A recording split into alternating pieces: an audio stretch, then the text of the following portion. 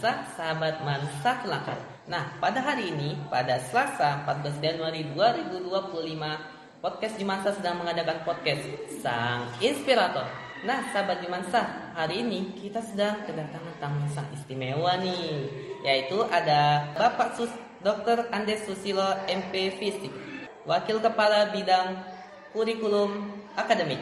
Lalu ada Bapak Adi Sefrijal SPDI, Wakil Kepala Bidang Humas, dan ada Bapak Tata Musfareza SPD, Wakil Bidang Kesiswaan. Nah, kepada bapak-bapak sekalian, halo, assalamualaikum bapak-bapak, apa kabar semuanya? Waalaikumsalam, baik. Nah, bapak-bapak semua, kita pada masa kini sedang menjadi tren di masalah, yaitu masalah media sosial nih bapak-bapak. Maka dari sini kita perlu untuk mempelajari apa itu media sosial dan apa itu dampak-dampaknya untuk kita semua. Nah, maka dari itu saya ingin bertanya tentang media sosial itu. Nah, untuk yang pertama, untuk kepada Bapak Ade, sebelum kita jawab pembahasan ini kan, menurut Bapak, apa sebenarnya yang dimaksud dengan media sosial itu, Pak? Baik, terima kasih. Assalamualaikum warahmatullahi wabarakatuh. Terima kasih kepada Abdi. Media sosial itu adalah sebuah platform digital yang memungkinkan penggunanya untuk saling berinteraksi, kemudian berbagi konten dalam jaringan media internet. Salah satunya contohnya misalkan Facebook, ada kemudian Instagram, kemudian ada TikTok. Nah, jadi media sosial ini adalah platform digital yang memungkinkan kita penggunanya saling berinteraksi dan berbagi konten dalam jaringan sosial, dalam bentuk jaringan internet. Ya, Pak. Nah, lanjut saja ke selanjutnya, Pak. Nah, untuk yang pertama kita tanyakan kepada Bapak Susilo, bagaimana pandangan Bapak saat melihat peran media sosial dalam dunia pendidikan saat ini, Pak? Ya, terima kasih atas pertanyaannya. Bagaimana peran media sosial dalam dunia pendidikan saat ini? Oke lah, jadi untuk peran media sosial ini kita sudut pandang dari madrasah ya. Sejauh mana perannya sangat banyak. Terutama media sosial itu adalah platform digital tadi yang sudah diterangkan Pak Ade, yang di situ terjadi komunikasi, menyampaikan informasi. Kalau di dalam dunia pendidikan kita kecilkan sudut pandangnya di dunia madrasah kita ini, kita bisa menyampaikan apa yang kita lakukan di madrasah ini tanpa harus komunikasi langsung dengan subjek yang ingin mendapat berita. Dapat kita komunikasikan melalui jaringan sosial, Instagram, kemudian Facebook. Jadi kita bisa menyebarkan konten di sana dan menyampaikan informasi tentang keberadaan kita. Apakah yang menjadi keunggulan kita dan bagaimana proses pendidikan di madrasah kita itu. Jadi si penerima informasi ini tidak harus langsung datangi ke madrasah kita, tapi dia bisa melihat dari rumah saja. Benar, Pak. Jadi sebenarnya untuk media sosial ini sebenarnya jika digunakan dalam dengan orang yang memang bijaksana atau bagus dalam menggunakannya, maka akan menghasilkan yang bagus ya, Pak. Nah, untuk Bapak Pak Tata Musfareza, pertanyaannya sama. Bagaimana pandangan Bapak saat melihat peran media sosial dalam dunia pendidikan ini, Pak? Baik, assalamualaikum warahmatullahi wabarakatuh. Waalaikumsalam warahmatullahi wabarakatuh. Terima kasih tadi, bisa ulangi pertanyaan. Nah, untuk pertanyaan masih sama ya Pak, yaitu bagaimana pandangan Bapak saat melihat peran media sosial dalam dunia pendidikan saat ini, Pak? Dalam dunia pendidikan? Iya, Pak. Oke, baik. Dalam dunia pendidikan itu media sosial sangat bermanfaat sekali. Yang pertama itu para siswa sudah banyak mendapat referensi pembelajaran yang didapat dari media sosial. Dan kemudian para siswa ini sekarang bisa melatih komunikasi yang baik dalam hal pembuatan konten, bagaimana berkomunikasi berkomunikasi secara live sama dengan orang lain, dengan masyarakat. Kemudian Enggak sih, udah lupa. Nah, untuk sekali lagi pertanyaannya sama mau ditanyakan kepada Bapak Adi. Bagaimana pandangan Bapak saat melihat peran media sosial dalam dunia pendidikan saat ini, Pak? Pendapat Bapak? Media sosial ini merupakan sebuah pencapaian peradaban bagi manusia jika diikuti oleh nilai-nilai moral atau nilai-nilai yang positif. Maka kehadiran media sosial itu sangat penting berperan untuk menyebarkan hal-hal baik. Jadi kedatangannya atau kehadiran media sosial ini sebuah keniscayaan yang saya bilang tadi merupakan peradaban manusia yang bisa dipakai apabila dipakai dengan benar, apabila ini disandingkan dengan nilai-nilai positif. Salah satunya kita bisa bersilaturahim, kita bisa menyampaikan ide-ide kita. Apalagi dalam dunia pendidikan sekarang banyak seperti yang Pak Tata bilang, referensi-referensi pembelajaran itu banyak sekali di media sosial. Seandainya bagi para pelajar, siswa memanfaatkan media sosial ini dengan baik, maka sangat banyak kemungkinan kita untuk mendapatkan pembelajaran bahkan di luar kelas. Seperti itu.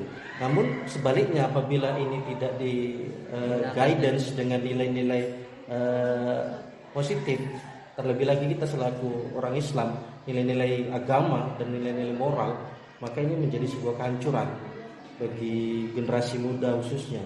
Maka kedatangan atau peran media sosial bagi pendidikan itu jika disandingkan oleh nilai positif akan menjadi sesuatu yang sangat baik bagi siswa, bagi guru juga mendapatkan referensi-referensi yang baik. Seperti itu. Benar ya Pak, memang jika seorang anak muda harus memiliki karakter yang baik untuk bisa menggunakan media sosial. Jika dia baik dalam menggunakannya maka baik juga matanya.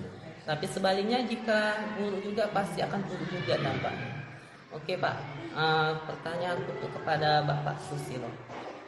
Menurut Bapak, apa saja tantangan yang dihadapi pendidik dan siswa ketika menggunakan media sosial untuk tujuan pendidikan?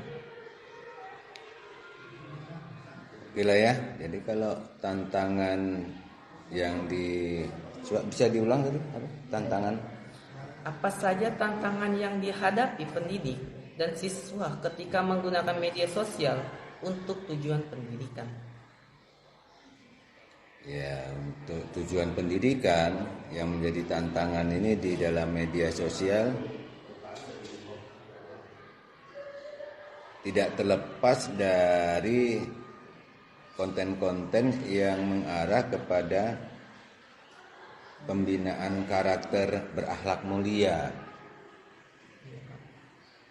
Jadi dalam hal ini, dalam mempublikasikan sesuatu karya ke dalam media sosial itu harus kita memperhitungkan sejauh mana media yang kita buatkan itu nantinya akan memberikan bekal ilmu pengetahuan, bekal karakter daripada penikmat media sosial tersebut.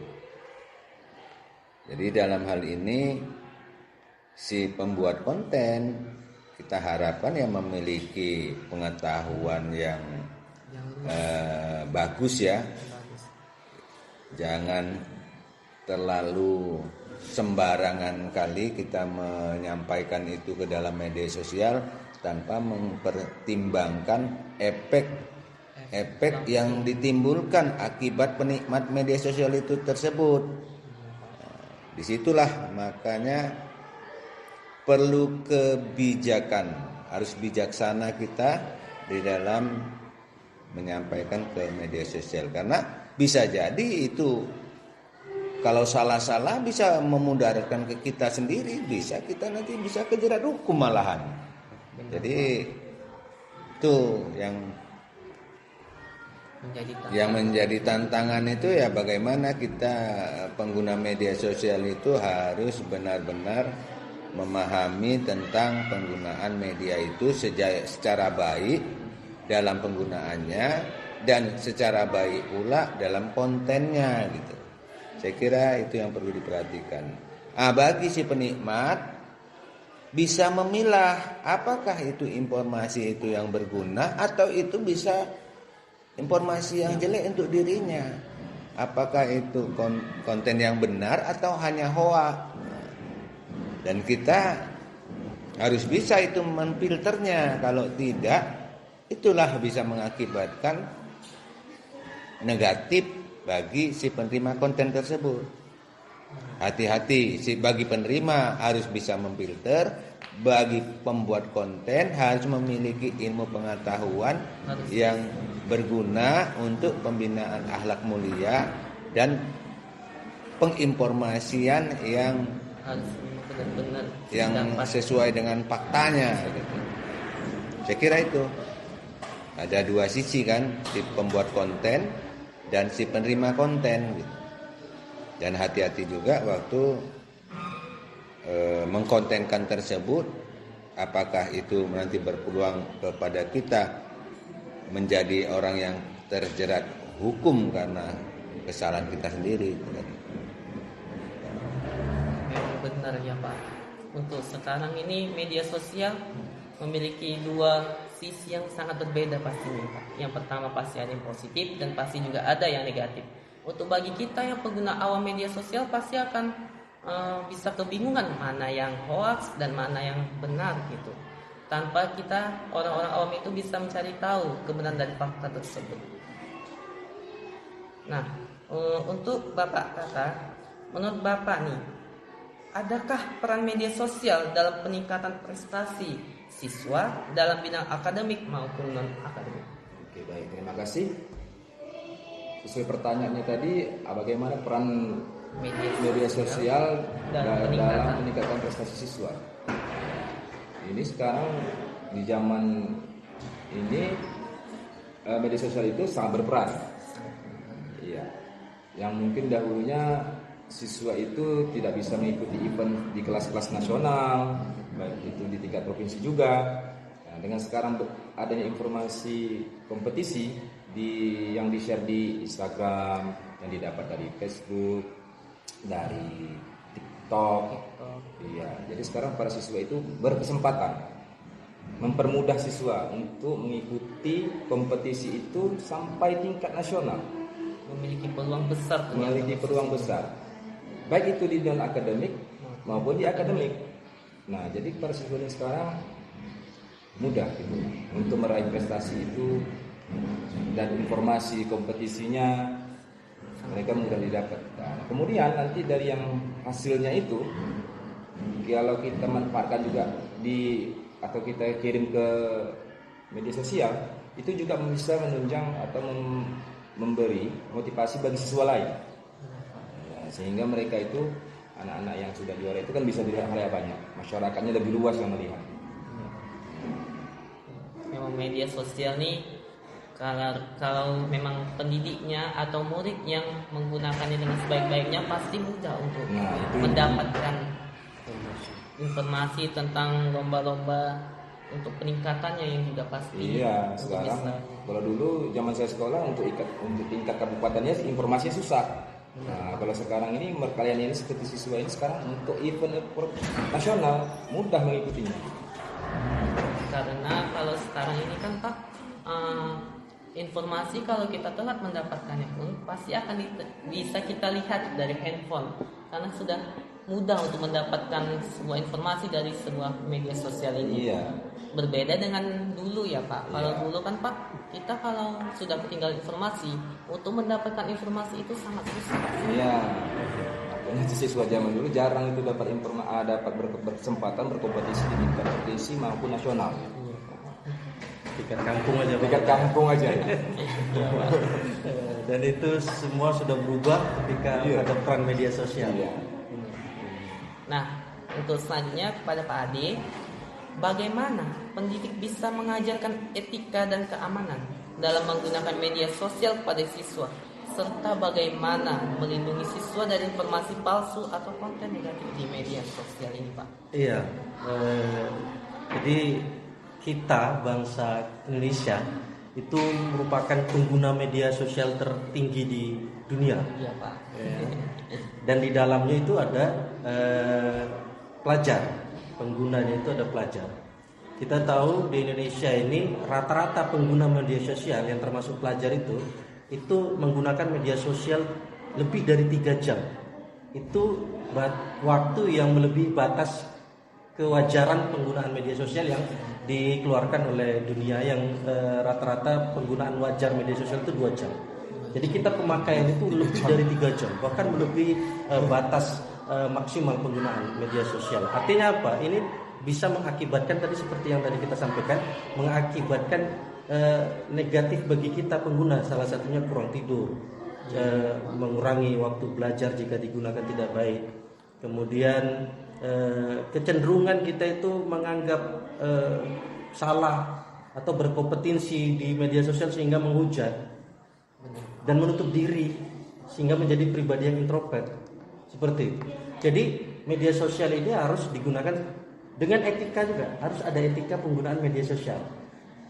Jadi para pengguna media sosial, salah satunya pelajar kita juga, guru ataupun siswa harus memperhatikan etika penggunaan media sosial. Kalau dalam hal ini saya bisa share ada 3 etika yang paling tidak digunakan dilihat para pengguna media sosial. Yang pertama, berkatalah jujur dan apa adanya, jangan dibuat-buat. Artinya tidak ada kepalsuan dari kita, sehingga apa yang kita sampaikan itu jujur. Kebanyakan kita sekarang menutupi jati diri kita dengan agar terlihat bagus, terlihat keren, padahal pada kenyataannya tidak seperti itu. Kemudian bagi pengguna media sosial, tolong bagilah atau share hal-hal yang bermanfaat. Jadi ketika dilihat oleh pengguna itu menjadi referensi baik. Kemudian yang ketiga, jalin hubungan yang baik antara pengguna media sosial agar kita dapat kepercayaan kepada pengguna media sosial yang lain. Artinya apa? Jangan kita menjadi netizen yang selalu menghujat, membuli, ya kan? Ketika orang bagus berprestasi kemudian di share dalam media sosial, kita menjadi orang yang justru netizen yang menghujat, haters. Nah ini kemudian jadilah hubungan baik antara pengguna media sosial sehingga kita juga dapat kepercayaan dari orang yang menggunakan media sosial.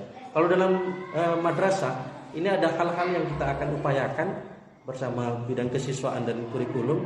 Salah satunya kita akan membuat forum atau kelompok-kelompok diskusi, baik itu guru dengan siswa atau siswa dengan siswa, untuk memonitoring terus penggunaan media sosial. Untuk yang menggunakan etika yang baik. Mensosialisasikan, mengkampanyekan etika penggunaan media sosial yang baik. Kemudian memberikan ruang diskusi kepada korban-korban yang dibully di media sosial sehingga dapat pendampingan. Ini akan terus diintensifkan. Salah satunya dalam program Kementerian Agama sekarang anti bullying ya, anti bullying sekali. Termasuk di media sosial banyak sekali cyberbullying itu. Jadi seperti itu. Jadi bagaimana caranya kita menjadi pengguna yang beretika, dan ini akan kita kampanyekan terus di madrasah kita. Saya pikir itu. Memang benar. Nah, untuk pertanyaan yang sama akan saya sampaikan kepada Bapak Susilo. Akan saya ulangi pertanyaannya. Bagaimana pendidik bisa mengajarkan etika dan keamanan dalam menggunakan media sosial kepada siswa? Serta bagaimana melindungi siswa dari informasi palsu atau konten negatif di media sosial ini, Pak? Ya, untuk melindungi siswa, kalau di madrasah khususnya kita ya di Man 1 itu salah satunya karena membatasi si penggunanya, siapa? Siswa itu sendiri. Makanya di setiap kelas itu kita sediakan keranjang ya. Iya, Pak. Nah, itu keranjang untuk mengumpul HP. Dalam arti kata untuk membatasi berapa waktu yang bisa digunakan. Jadi pada saat belajar bisa jadi mereka itu tidak menggunakan HP karena HP-nya dikumpul. Supaya lebih konsentrasi akan belajar. Ya, pertama itu yaitu tadi untuk membatasi penggunaan. Karena makin banyak yang dilihat, makin banyak berpeluang kesalahan itu terjadi kan gitu. Makin banyak dia menggunakan, makin besar kesempatan dia iseng untuk ngebully temannya atau apa. Kemudian ya untuk membatasi penggunaannya itu kita harus bisa mencari media-media informasi yang terpercaya lah. Apakah itu contohnya dari koran, kita kolaborasi juga kan. Apakah memang berita-berita ini itu bernuansa negatif atau itu memang fakta? Makanya tadi Pak Adi sudah mengatakan yang paling penting kejujuran. Nah, di samping itu juga ya walaupun itu harus akuntabel, harus terukur, itu biasanya hati dan nurani manusia itu entah bagaimana memiliki feeling bahwasanya ini nggak benar nih gitu. Iya, Pak. Nah, kalau untuk yang terukurnya ya kita pilih media sosial yang lain yang terpercaya, yang beritanya itu sudah terpercaya, termasuk juga misalnya berita-berita dari televisi ya kan, untuk pembandingnya supaya itu kita jangan melihat informasi kayak itu aja yang paling betul gitu. Iya. Harus ada pembandingnya juga. Atau bisa kita diskusi sama teman atau sama guru atau sama orang tua. Gimana itu? Saya dengar berita kok gini-gini, gimana ya? Jadi kan di situ ada share, tukar pendapat begitu. Apakah itu kira-kira hoax atau itu memang benar gitu? Nah, itulah trik-trik yang harus diperhatikan agar penggunaan sosial itu baik si penggunanya itu, terutama kita ini, kalau kita ini siswa ini agak sedikit diatur lah penggunaannya. Salah satu upaya pembatasan penggunaan HP-nya, walaupun kita benarkan ini siswa kita membawa HP, tapi enggaklah bebas luar biasa. Ada batasan juga, ada hal-hal kapan dia itu kita arahkan supaya tidak menggunakan HP dan kapan mereka harus semuanya menggunakan HP. Ya kalau ujian tuh ya tak ada. Semua wajib gunakan HP. Kenapa? Karena ujiannya memang pakai HP. Tapi apakah setiap harinya gitu? Enggak juga. Waktu belajar nah ini jam ini kita tidak menggunakan HP kumpul gitu. Berarti mereka tidak memegang HP pada saat proses belajar mengajar. Tentang media sosial ini perlu diajarkan etika untuk generasi pada masa kini ya Pak. Kan kita juga mengetahui kan bahwa memang benar anak-anak muda saat ini kan susah untuk membedakan mana yang fakta dan mana yang opini dan mana juga yang hoax. Maka dari itu pentingnya untuk siswa itu untuk bisa mencari kebenaran dari informasi tersebut agar mendapatkan sesuatu yang memang dari berita itu benar-benar dari fakta yang sebenarnya. Untuk menghindari apa? Karena sekarang ini kan Pak, di komentar-komentar media sosial itu banyak sekali yang terkadang mengandung bullying, ada juga yang saling fitnah-fitnah gitu Pak. Lalu ada juga yang saling nyindir-nyindir. Itu kan seharusnya untuk diajarkan etikanya itu perlu perlindungan. Makanya perlindungan itu diperlukan untuk anak-anak muda pada saat ini. Seperti ada pendamping, ini seseorang pendamping seperti orang tua, agar mengajarkan anak itu untuk menjadi seseorang yang bisa berkarakter dan tidak melakukan hal yang buruk tentunya. Ya. Maka dari itu. Nah, untuk Bapak Susilo ya Pak, menurut Bapak bagaimana masa depan media sosial dalam dunia pendidikan?